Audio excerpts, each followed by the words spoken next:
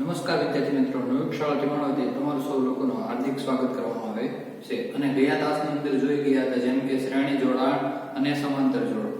અવરોધોના તંત્રનો અવરોધ કઈ રીતના શ્રેણી જોડાણમાં છે અને કઈ રીતના સમાંતર જોડાણમાં છે.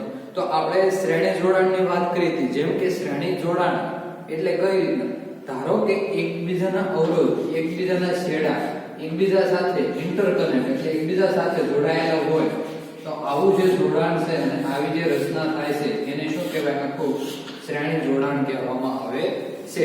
અને હવે આ જે અવરોધકોના તંત્રનો અવરોધ છે એને આપણે માપવો હોય તો વોલ્ટમીટર બધા અલગ અલગ જે અવરોધ છે એને સમાંતર માપવામાં આવે છે.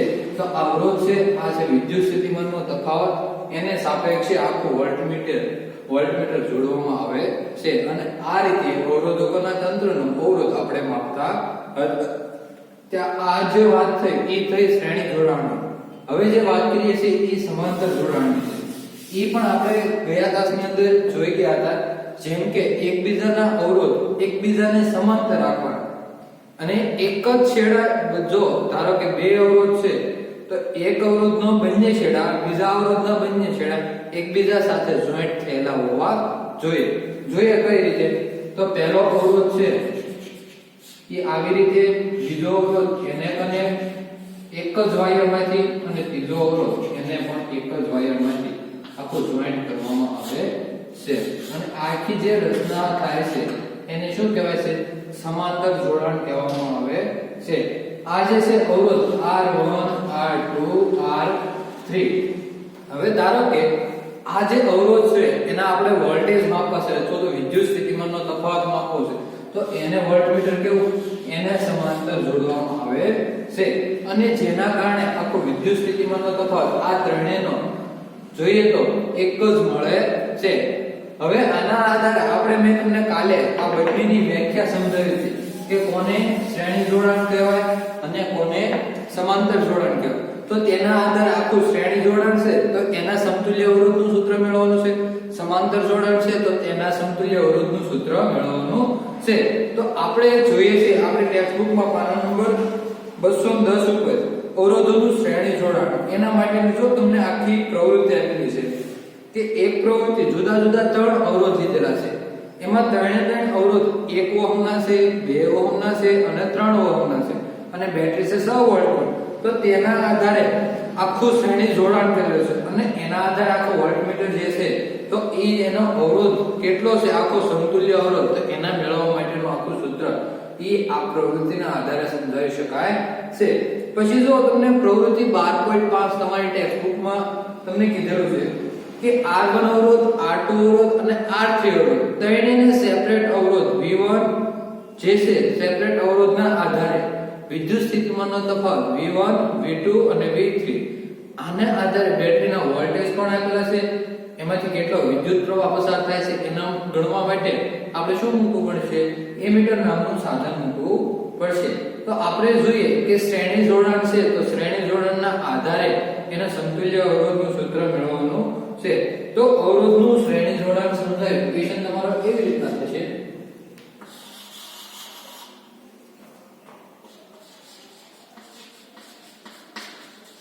અવરોધનું શ્રેણી જોડાણ સમજાય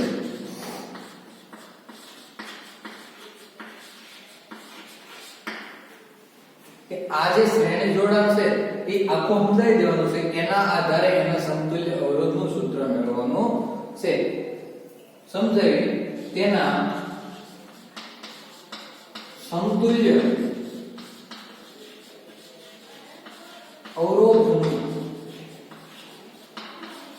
સૂત્ર તારો અથવા તો મેળવો. આવી રીતના ક્વેશ્ચન તમને પૂછાઈ શકે છે. તો આ ક્વેશ્ચન છે એ તમને કમસે કમ 3 માર્કમાં પૂછાઈ શકે છે કે શ્રેણી જોડાણ છે તો તેના આધારે કઈ રીતના આખું સમતુલ્ય અવરોધનું સૂત્ર મેળવવાનું છે. તો આપણે જોઈએ કે બે કે તેથી વધુ અવરોધો છે એને કેમાં જોડવામાં આવે? શ્રેણીની અંદર જોડવામાં આવે. ત્યારબાદ એના ક્રમશઃ એક છેડો બીજા સાથે જોઈન્ટ એવી રીતે જોડાયેલો હોય તો આ સંયોજનથી આખો વિદ્યુત સ્થિતિમાનનો તફાવત લાગુ પાડતા દરેક અવરોધમાં વહેતા વિદ્યુત પ્રવાહ કેવો હોય છે? સમાન હોય છે. તો આ જોડાણને કેવું કહેવાય છે? સમાંતર જોડાણ કહેવામાં આવે છે. જોઈએ બે કે તેથી, હવે શ્રેણી જોડાણ છે એની વાત કરીએ. બે કે તેથી વધુ અવરોધને એકબીજા સાથે એકનો છેડો બીજા સાથે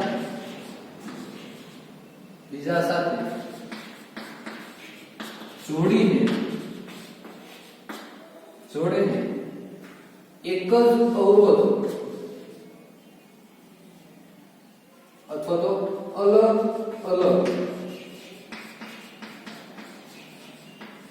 અવરોધના વિદ્યુત સ્થિતિમાન માપવામાં આવે. વિદ્યુત સ્થિતિમાન માપવા માટે તેને સમાંતર વોલ્ટમીટર સમાંતર જોડવું અને દરેક અવરોધમાંથી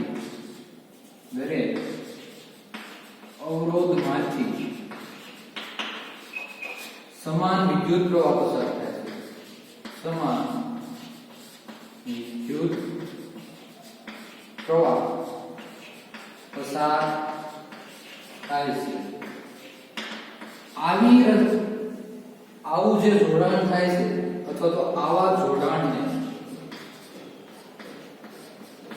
કેવું કહે છે? શ્રેણી જોડાણ કહે છે. આ તો આખી શ્રેણી જોડાણ છે એની વ્યાખ્યાની વાત તમને કરવામાં આવી છે કે શ્રેણી જોડાણ કઈ રીતે થાય છે. હવે એના આધારે આપણે એનો આખી ડાયાગ્રામ કે એનો પરિપથ કઈ રીતના આખી રચના થાય છે જોઈએ. કે શ્રેણીમાં ત્રણે ત્રણ અવરોધ જોડવામાં આવે.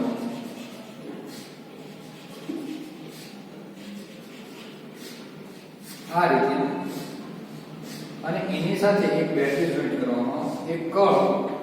અને જો આપણે વિદ્યુત પ્રવાહનું માપન કરવું હોય તો આ જે છે આખો પરિપથ એને શ્રેણીની અંદર એમીટરને જોઈન્ટ કરવામાં આવે છે. હવે આ અવરોધ R1, આ અવરોધ R2 અને આ અવરોધ R3, આ એમીટર જે વિદ્યુત પ્રવાહ માપે છે આ જે છે એ બેટરી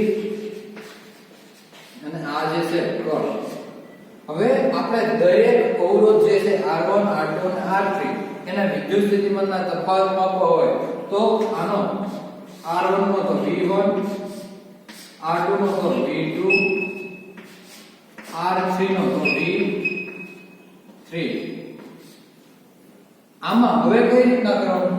જે છેડો બેટરીનો પોઝિટિવ છે એ વોલ્ટમીટરના પોઝિટિવ સાથે અને નેગેટિવ જે છેડો છે એને વોલ્ટમીટરના નેગેટિવ સાથે એવી રીતના ત્રણે વોલ્ટમીટરને નામ નિર્દેશ અથવા તો એની સંજ્ઞા વડે કોને પોઝિટિવ અને કોને નેગેટિવ દર્શાવવા એ આપણે દર્શાવી દેવાનું રહેશે.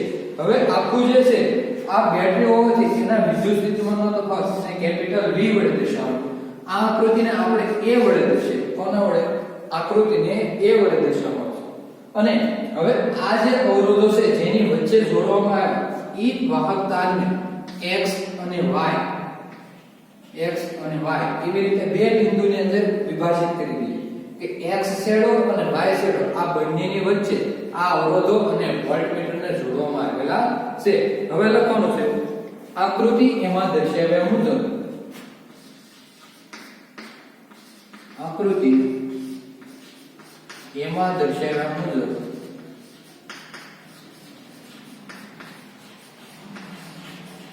કે આકૃતિ જે આપણે A દોરી એમાં કઈ રીતે એમાં દર્શાવ્યા મુજબ ત્રણ અવરોધ કયા છે? R1, R2 અને R3 દર્શાવ્યા મુજબ ત્રણ અવરોધો R1, અલ્પવિરામ R2 અને R3 R1, R2 અને R3 છે. તેમજ A અને B ની A અને B આપણે x અને y એવી રીતના બે નામ લીધા. x અને y ની વચ્ચે શું જોડ્યું છે? એને શ્રેણીમાં જોડેલા છે. તો x અને y ની વચ્ચે શ્રેણીમાં જોડેલા છે. શ્રેણીમાં જોડેલા છે. તો આ વાત છે કે અવરોધો છે તો એ આપણે x અને y જે બિંદુ છે એની વચ્ચે કેવી રીતના શ્રેણીમાં જોડેલા છે. હવે આ ત્રણેય અવરોધ છે એમાંથી I વિદ્યુત પ્રવાહ, ધારો કે આ મારે વિદ્યુત પ્રવાહની સંજ્ઞા અથવા તો વિદ્યુત પ્રવાહની દિશા એનું વહન તો આ રીતે થાય. બેટરીના પોઝિટિવ છેડાથી નેગેટિવ છેડા તરફ. હવે જોઈએ કે વિદ્યુત પ્રવાહ છે ત્રણેય અવરોધમાંથી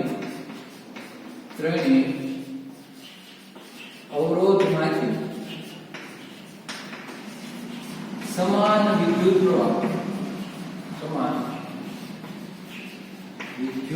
પ્રવાહ કૌંસમાં I શું થાય છે?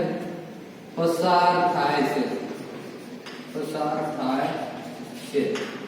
કે આ આપણે જે ત્રણ અવરોધ લીધા તો એ ત્રણ અવરોધમાંથી વિદ્યુત પ્રવાહ છે એ કઈ રીતે સમાન વહન કરે છે.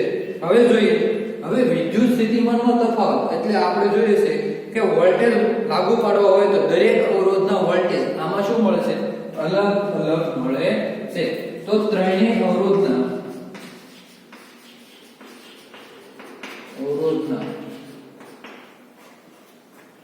વોલ્ટેજ અલગ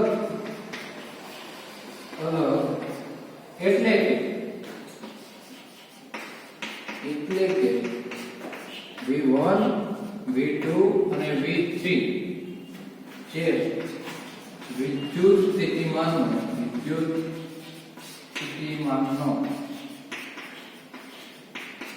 શું દર્શાવે છે?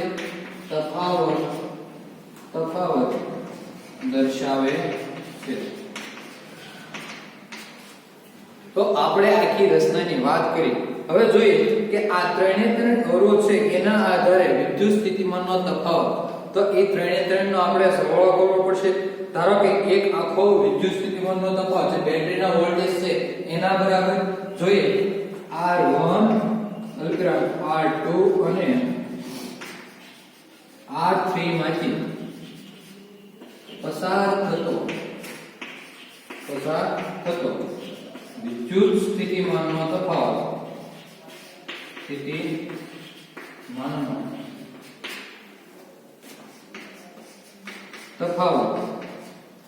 V1 V2 અને V3 મળે છે.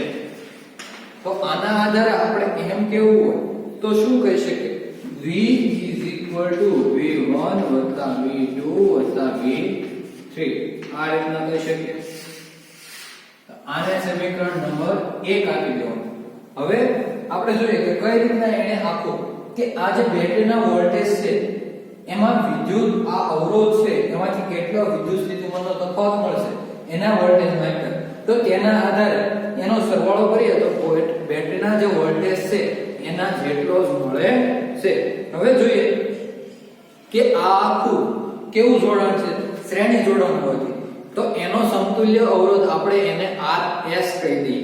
તો એના આધારે જો વિદ્યુત પ્રવાહ પસાર થાય I જેટલું તો તેના આધારે RS અવરોધ હોય તો એના આધારે વિદ્યુત સ્થિતિમાનનો તફાવત કેવો હોય તો શું કહી શકાય? જોઈએ R1 R2 અને R3 ને સમતુલ્ય અવરોધ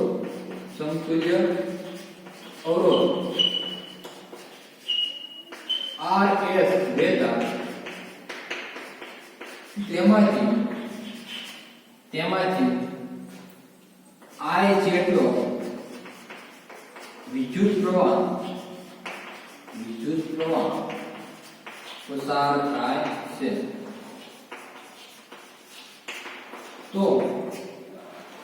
વિદ્યુત સ્થિતિમાનનો તફાવત કેટલો હશે? વિદ્યુત સ્થિતિમાનનો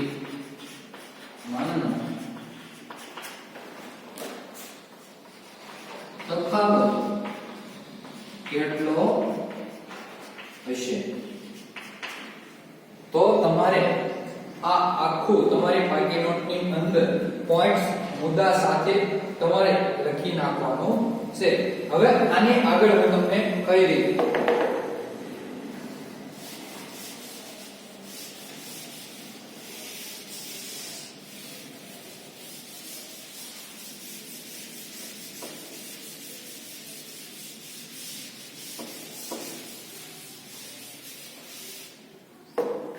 જોઈએ. આના આધારે આપણે કેવું હોય તો RS એક આખો સમતુલ્ય અવરોધ લીધેલો છે, એમાંથી પસાર થતો વિદ્યુત પ્રવાહ I લીધેલો છે. તો વિદ્યુત સ્થિતિમાનનો તફાવત લેવો હોય તો આપણે V I RS કોના નિયમ પરથી કહી શકીએ? તો લખવાનું ઉપર ઓહમના નિયમ પરથી. ઓહમના નિયમ પરથી આપણે આવું લખીએ V I RS આ રીતના લખી શકીએ.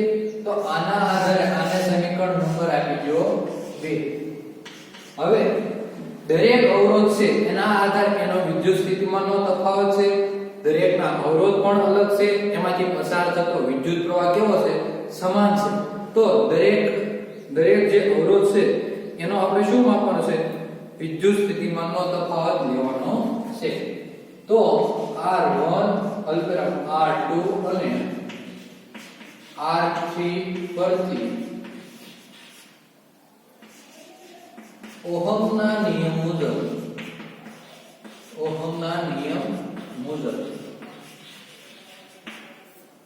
V1 is equal to I into R1 એને સમીકરણ નંબર 3 કે આપણે જોયું હતું કે ત્રણે અવરોધો શ્રેણીમાં હતા. V1 અવરોધ હતો એને સમાંતર વિદ્યુત સ્થિતિમાનનો તફાવત કેવો મળતો હતો? V1 મળતો હતો. તો એના આધારે કેવો હોય? V1 is equal to I into R2. તો V2 is equal to I into R2 એને સમીકરણ નંબર 4. હવે જે વિદ્યુત અવરોધ અથવા તો અવરોધ જે હતો એ કયો હતો? R2. એને સમાંતર વિદ્યુત સ્થિતિમાનનો જે તફાવત જોડ્યો હતો એ કયો હતો? V2. તો એના આધારે એનું સૂત્ર V2 is equal to I into R2. હવે V3 is equal to I into R3. તો આમ આપણને શું ખબર પડે છે? આપણે જે વિદ્યુત સ્થિતિમાનનો તફાવત છે એ મેળવી શકીએ છીએ. હવે આના આધારે આપણે એમ કેવું હોય કે આ ત્રણે જે V1 V2 અને V3 અને I, તો આના આધારે આપણે એક લખવું હોય તો આ રીતના લખીએ. સમીકરણ 1 માં સમીકરણ 2 3 4 અને 5 ની શું કિંમત મૂકતા તો એના આધારે આપણને શું મળશે? V is equal to V1 V2 V3 આ રીતે છે. તો એના આધારે આપણે એનું સમીકરણની અંદર આ ત્રણે કિંમત મૂકવાની છે. તો V is equal to શું છે? I into RS. V1 is equal to શું છે? I into R1. V2 is equal to શું છે? I into R2 અને V3 is equal to શું છે? I into R3. તો હવે જો આપણે આ ડાબી બાજુ અને આ જમણી બાજુ જેના આધારે કહી શકીએ કે ડાબી બાજુમાંથી સમાન વિદ્યુત પ્રવાહ I છે એને કોમન કાઢતા. તો I is equal to R1 R2 R3. પરંતુ ડાબી બાજુ તો I into RS તો રહેવાના. હવે વિદ્યુત પ્રવાહ સમાન છે તો વિદ્યુત પ્રવાહ બંને બાજુથી કેન્સલ થાય. તો RS is equal to R1 R2 R3 એને સમીકરણ નંબર 6 કહે. તો હવે આના આધારે આપણે એમ લખવું હોય તો આ જે RS મળે છે એ ત્રણે અવરોધનું સમતુલ્ય અવરોધનું સૂત્ર મળે છે. તો સમીકરણ નંબર 6 સમીકરણ 6a અવરોધના જોડાણનું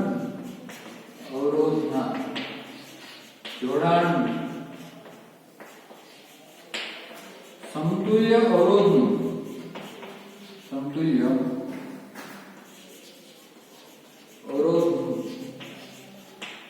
સૂત્ર મળે છે. હવે આના આધારે આપણે એમ કેવું હોય તો શું કહી શકાય કે જો મોટામાં મોટો જે અવરોધ હોય એના કરતા પણ સમતુલ્ય અવરોધનું મૂલ્ય કેવું મળે છે? મોટું મળે છે. તો જોઈએ એ લખી નાખીએ એકવાર કે મોટામાં તમારે હું બોલું છું તમારે લખી નાખવાનું રહેશે.